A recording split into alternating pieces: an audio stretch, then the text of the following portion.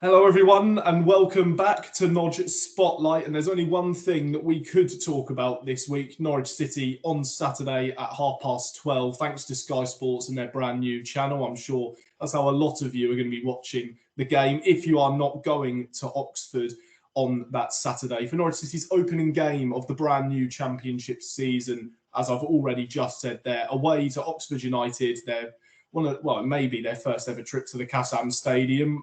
It could not be. I should have probably researched that, but hey ho, we'll go along with it. I'm Freddie Humphrey Wakefield, and I'm joined by someone who's going to be at the Kassam Stadium, staring at the glorious car park end to his right hand side. I'm joined by Will Grant, also known as Norwich Youth on Twitter. Will, I guess you're very excited for this, a brand new season and a game in which could actually prove to be quite a good test for Johannes Hoff Thorup in his first competitive fixture as the new manager of Norwich City.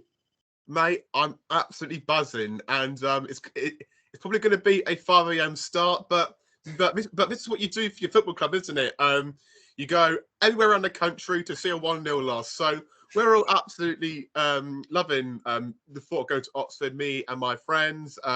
It's going to be a very interesting game. I think probably it was as well quite an exciting one. I think Oxford will have the crowd behind them as well, so it's going to be a very, very fascinating game to see how it all manages to come to fruition, really. So very, very exciting game ahead. Not going to be easy, absolutely not. But I tell you what, Freddie, my mind these last 24 hours has just been on predictions. That video that I edited, that is a long one. Please, if you could go check it out, that'd be massively appreciated. Unfortunately, Freddie wasn't with us, but we still managed to get his predictions on the screen anyway as well. And also, I don't know if you guys have checked the website as well, but Andy, one of the most common writers for MFW, has even done some written predictions as well. So you guys are just fully stocked on predictions for the new season. And yes, we're Oxford away. I can't wait. Sorry to divulge about that, but I just thought our content, I think, this week is going to be really, really good. And here's to another good episode ahead. No, exactly, mate. You're spot on. The MyFootballWriter website and even our YouTube channel here, it's going to be absolutely full of predictions, as you've just said. Of course, we have the written predictions. I believe on the day we're recording this, 24th to 17th was posted on the website. So it could be on the day we upload this video. That will probably be later in the week. We're recording this on a Wednesday. So whatever day it goes up, then of course you're all watching it now, so you know what day it is. And you can of course check the MyFootballWriter website. As always, we leave a link to that in the description of the video, so make sure you go on there and you can check out the written predictions. As Will has just said as well, there was the almost 2-hour long podcast special for an entire 1 to 24 from himself, Jack and Henry. And as he said there, I wasn't there, but there is a screenshot of my table at the start. And as you go through, Henry has a slight nod to my prediction positions. I may do a video by myself, maybe talking a bit more about why I've put them there. I might not, because as Will said, there's enough predictions going on. I don't want to bore people. But anyway, more predictions to go into. But in relation to the Oxford game, I'll be celebrating it too. But what we're going to really sort of be mainly focusing on today is going to be a preferred 11 or a predicted 11 that we feel Johannes Hoff Thorup may go for, and really what we would like to see. So let's not dilly-dally any longer. Let's go straight into it. So Will, I'll let you go first. What would you like to see from Thorup? What 11, if you were in his shoes, who are you going for on opening day? Yeah, I think it's probably easiest to start from back to front, just due to the simplicity of it. So I've got no reason to suggest that Angus Gunn shouldn't start in goal. I think George Long had a mixed preseason. I think that's fair to say. But although Angus hasn't played too many preseason games as he would have liked, I think he's still one of the best goalies in the league. So I'm more than happy to have Angus Gunn in goal. But I think the real talking point is the next position, really, because you've got the centre-backs. And I think there's been so much questioning on X, on Instagram, or just anywhere with Norwich right now about what would you do for Oxford for the centre-back positions. I've actually seen in recent days, actually, that people seem to want Doyle as a centre-half, and then they move Chris Sané to the left-back, which I find really interesting, actually, because I think maybe about 2 months ago, maybe about 2 weeks ago, sorry, I think we were all on the mindset that it should be Doyle as a left-back, but Now it's kind of switched due to our situation. I don't think people want to see Hanley. Whether he goes and he's brave enough to not select his captain on the opening day, we'll see. But for me, I'm definitely in the favour of playing Shane Duffy as one of the centre halves. I think he's actually looked pretty good over pre-season, actually. Although he isn't the most progressive on the ball, what he does do is he moves the ball around quickly. And with Thorup's system, I think that's perfect for the way he wants to play as well. So I think Duffy should start for me. And then I actually do agree with the most kind of Twitter take, really. And I actually would play Doyle as a centre back against Oxford, just because Cordoba, I don't know if he's going to be fit. Even if he is fit, I don't know if we're going to start with him. And I think you're going to get more balance as well if you play Doyle as a lesser centre half. It's going to go for Hills and Duffy, where it's a bit more, it's too right-hand side orientated for me. So it's very interesting to see what how that kind of shapes out. Freddie, what's your kind of thoughts on that, mate? Because there's so much options which you can go for, but none of them really seem too convincing at the minute. Yeah, no, I definitely agree with you. Of course, there are a lot of doubts and different opinions that can be taken on the back four. For me, again, I would start with Angus Gunn in goal. I think there is no reason whatsoever to not start Angus Gunn in goal. I think it would be a massive, massive call if George Long started over him. And I don't think, well, anyone who has watched the pair of them play would probably agree with me that George Long shouldn't be the starting goalkeeper. But in terms of the back four, I would actually play Doyle as a left back. I think for me, Ben Crescene is, of course, he's got loads of talent. That's why he joined Aston Villa at about 15 years old, or he made his first team debut for Exeter, about 15 years old. I mean, he's got so much talent. He did look decent in the pre-season games he played. There's evidently a very good player there, that can be coached, and he can learn all of these different ways in which he's going to have to play. And we know that Thorup likes to have the left back invert to infield and become a left-sided centre half. But that's really the reason why I'm going with Doyle as that left back, because he's going to end up playing as a centre half anyway, and he's left-footed, so it'd be natural for him to be on the left side of defence, the very left, even a bit further out. And then the two starting centre halves, I think it would be ludicrous, if he is fit, of course, that Jose Cordoba doesn't play. We've spent £3 million on, as we've called him on here, the Panamanian Devil, which hopefully, if he is very good in the season, you'll be hearing that a lot more. But I think if he's fit, you have to play him. I know he's not played much of pre-season. He's only played about 30 or 40 minutes of pre-season. But when you've spent pretty decent money on a centre half, you've got to play them. And again, a young player who has got a lot of potential, a left-footed centre half, you always need one left footer and a right footer in your defence, just for that balance and comfortability on the ball when it can come to you and you can play it on your natural side. And then alongside him, I would go with Brad Hills. I think this kid looks phenomenal. I know he's been linked with a loan move away to Peterborough United. I really hope that actually that doesn't happen, because in terms of centre-half depth, I know we have a lot of players there and a lot of youngsters, but this is a kid who's come into pre-season, played almost every single game, and has looked brilliant in every single game. He's so naturally talented and he looks superb. He's by far been the best performer of pre-season, at least in my opinion, and a lot of other people's.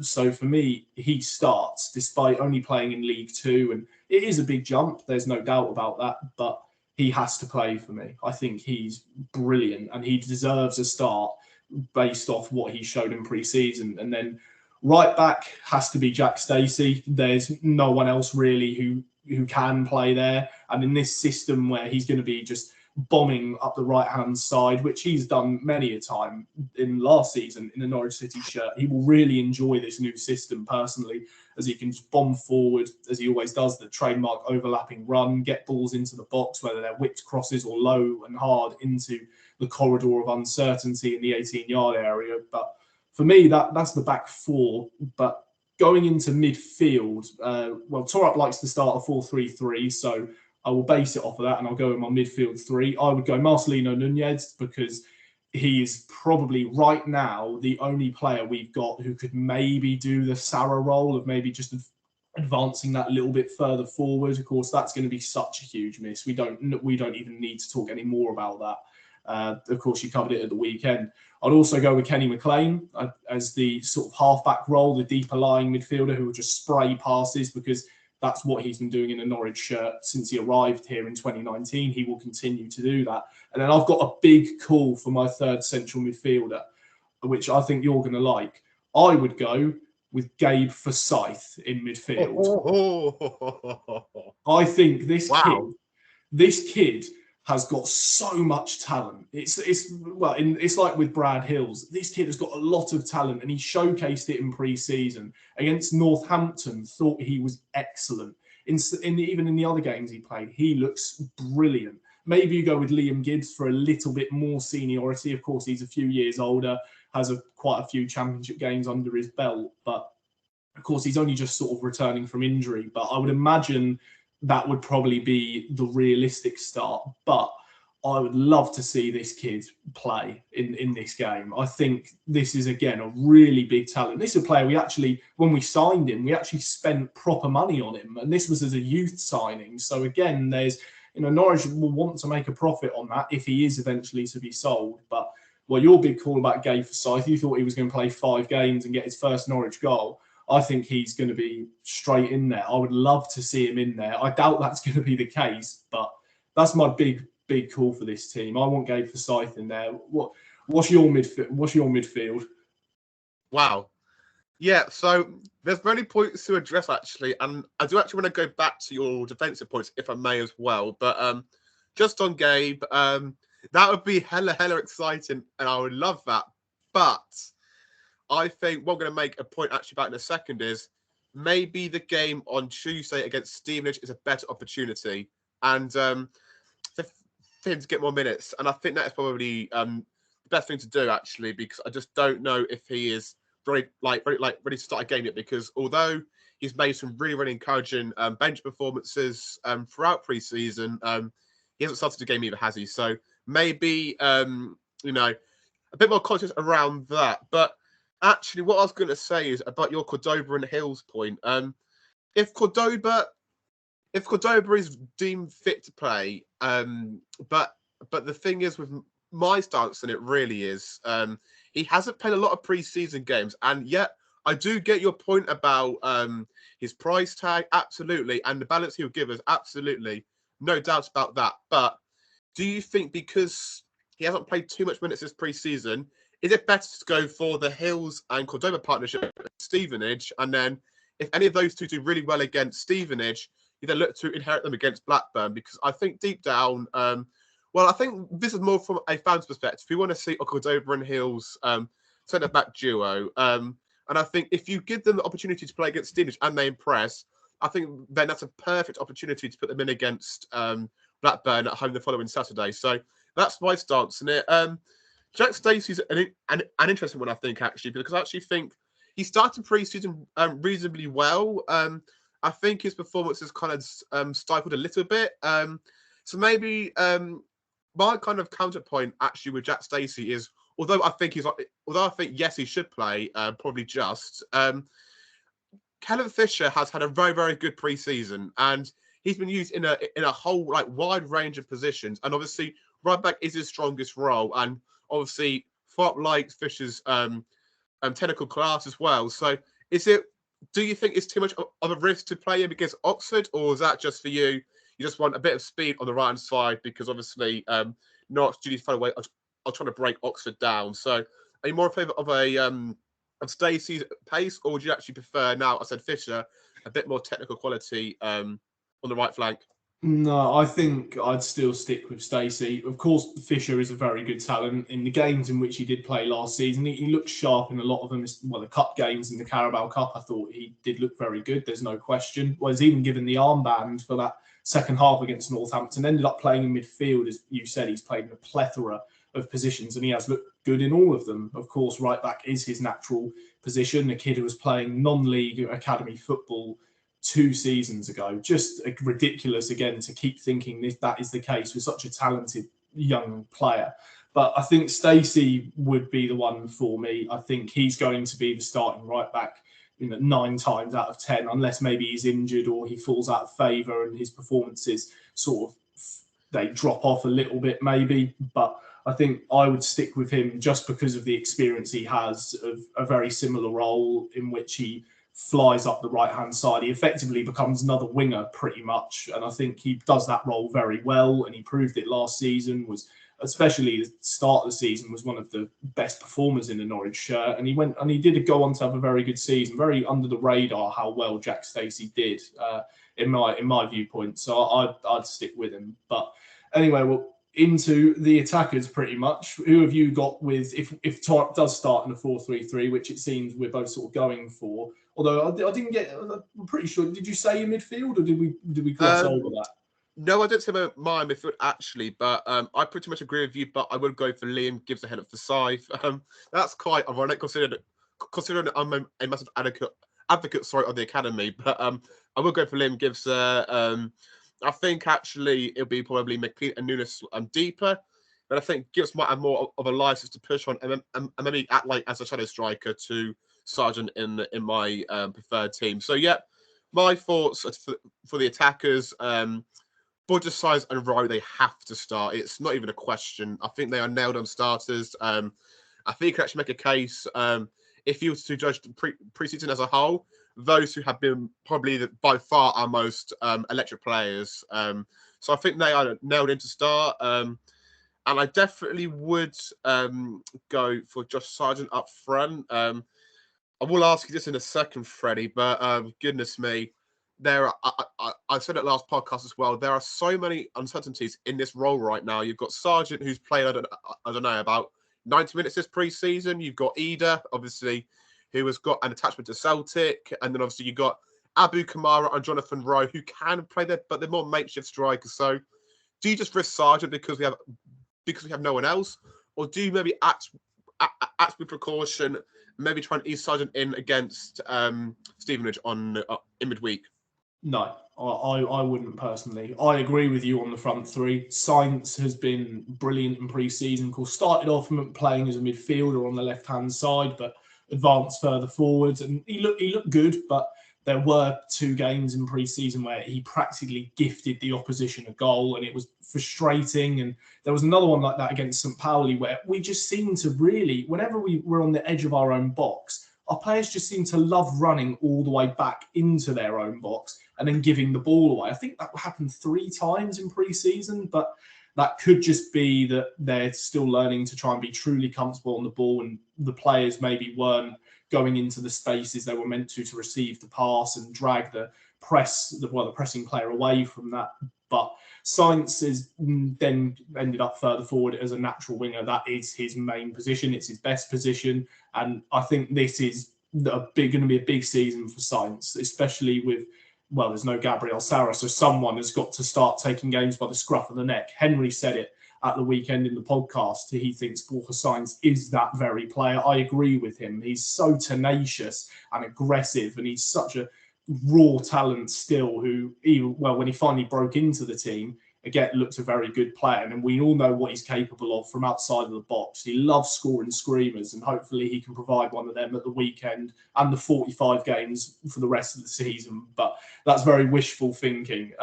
And then on the other side, you have to start Rowe. Of course, there's interest from Leeds, £7 million the bid. I laugh at that. I think you wouldn't even get Rowe's weak foot for £7 million. But that's what Daniel Farker and his coaching staff think. But of course, I'd start Rowe, best winger at the club.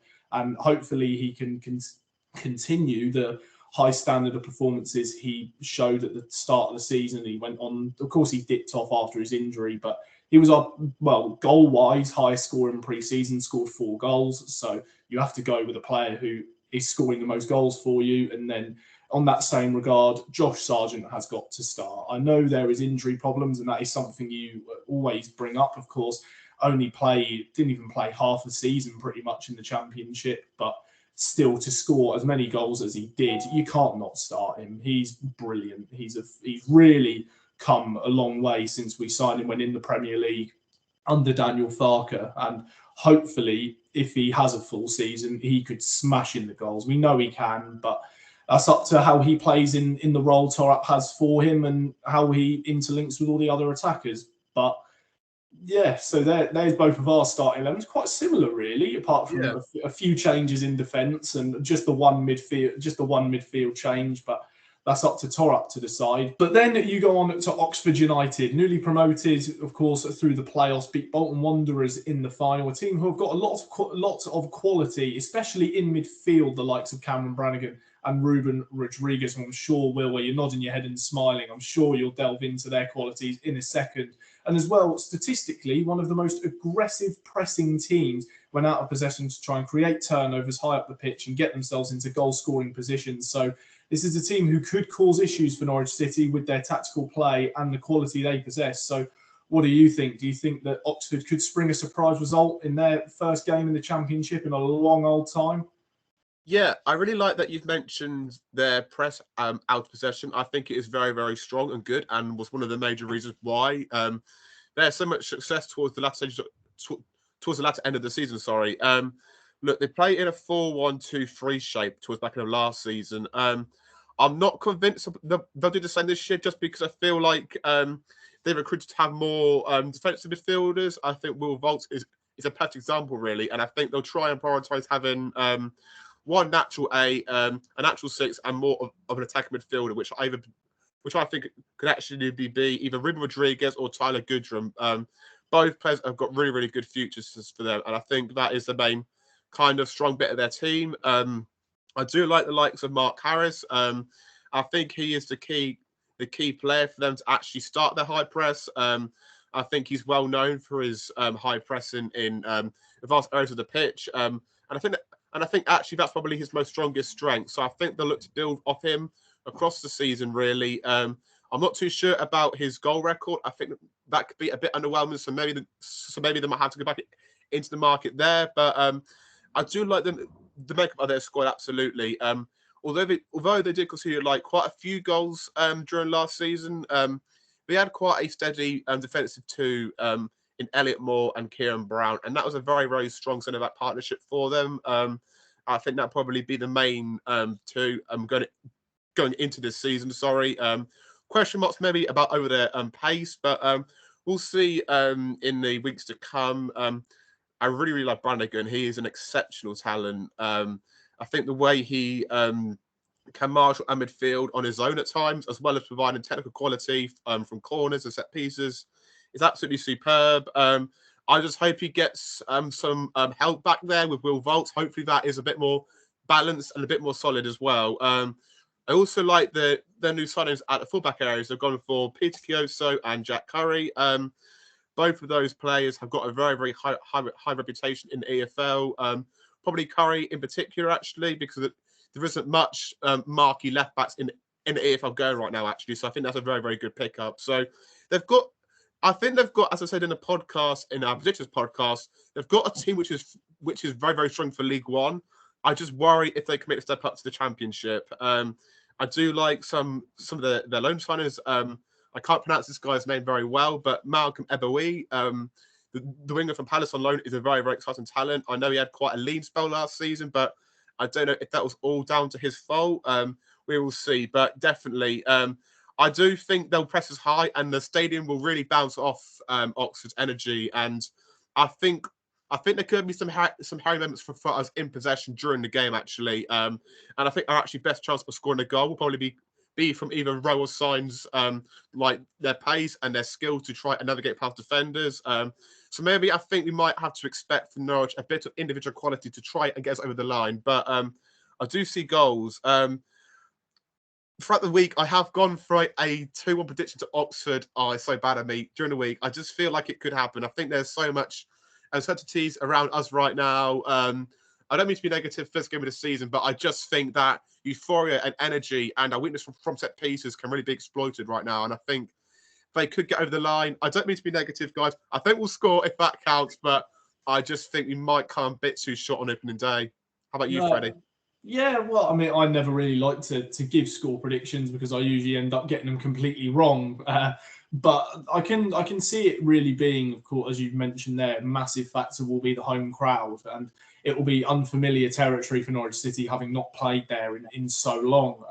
And of course, the Oxford fans will bounce off of anything positive they see. They'll be cheering every big tackle, every corner, everything pretty much, because they want their team to get over the line and ultimately stay in the division. That will be what they'll aim for, of course, being a newly promoted team. They could take the league by storm. Of course, a certain team did it after being promoted from League One last season, but we'll leave that out for now. But I don't know. It'll be a very interesting one. It certainly will be. I think Norwich will have to be on their top game. Of course, you need to be at your top game in every single match you play, especially at the start of the season. You want to kickstart well. And of course, there is still uncertainties over if the players know exactly what Thorup wants of them and the patterns of play in which they'll go for. There could be changes in approach throughout the game based off what's happening in the scenarios, but we know that Norwich are going to be a heavy possession-based team, and that could be what's going to happen. But by the sounds of it, Oxford will be happy to do that and just press hard and win the ball back and try and catch us out, which could easily happen. We don't know how comfortable these players at the back are going to be on the ball and if they're going to hold their positions. But I think based off quality alone, of course, on paper, Norwich should win the game. Do I think that will happen? Yes, that's what I'll say. I won't give a score prediction, but I do think we'll win this game. It could come back to bite me. It definitely could, and I end up on Jack's Twitter account come Saturday afternoon at 5 o'clock. But we'll wait and see. But anyway, there is myself and Will's takes on the game. A bit of a preferred 11 and a prediction, if you will, and I'm more than sure that we'll be doing a reaction to the game. Of course, regardless of what happens, you'll be able to see that here on the MyFootballWriter YouTube channel. We could do it as a live stream. We might do it as an actual video itself, and then there'll even be a podcast at the weekend where we'll get everyone's views on the game. And, well, then a Stevenage game to look forward to, as we sort of mentioned, where maybe the players will get a bit more comfortable and they can build their confidence. Remember, Farke's first title-winning season, Norwich drew on the opening day, played Stevenage in the Cup and won at Carrow Road, and we all know what happened after that. I'm not saying it's going to be a carbon copy, but just remember what's going on